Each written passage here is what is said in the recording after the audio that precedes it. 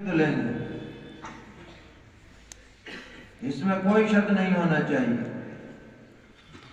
اور قرآنی آیت سے بھی دلیل دی اور حدیث شریف بھی اس بارے میں دلیل میں پیش فرمائی، جیسا کہ حضرت کا طریقہ ہے۔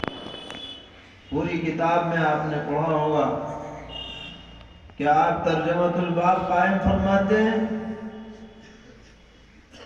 اور اس کے بعد اس کی تائید میں حدیث شریف لاتے ہیں۔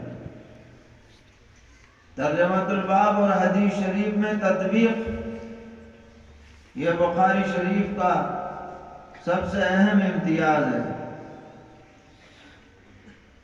سبق میں یہی بات سب سے زیادہ اہمیت کے ساتھ بیان ہوتی ہے کہ اس حدیث کا ترجمۃ الباب سے انطباق کیسے ہو رہا ہے۔ پوری کتاب میں آپ نے یہ بات بار بار پڑھی ہوگی۔ تو ایک تو یہ کہ ان کے دعوے کی تردید مقصود ہے کہ ایسا نہیں ہے کہ اعمال اور اقوال تولے نہ جا سکیں، تولے جائیں گے۔ قرآن سے حدیث سے یہ بات ثابت ہے۔ تردید تو اپنی جگہ ہوئی، لیکن سب سے آخر میں اس باب کو باندھا گیا، اس میں حسن اختتام بھی ہے اور ہمیں ہدایت بھی دی جا رہی ہے اور ہمیں توجہ دلائی جا رہی ہے کہ دنیا میں کام ایسے کر کے جاؤ جو آخرت میں باوزن ہو سکے۔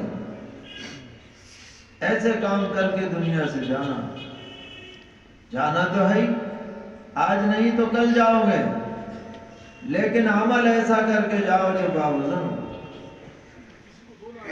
اس میں ہلکا پن ہو،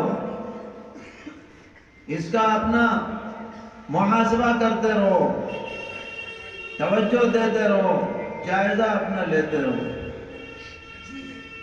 اور پھر اس بارے میں جو حدیث ہے وہ بھی ایسی لائے کہ جس میں آخر کے اندر اللہ تبارک و تعالیٰ کی حمد و ثنا بیان کی ہے، اور اپنے کلام کے آخر میں اللہ تعالیٰ کی حمد و ثنا بیان کرنا یہ جنتیوں کا طریقہ ہے۔ وآخر دعواہم ان الحمد للہ رب العالمین۔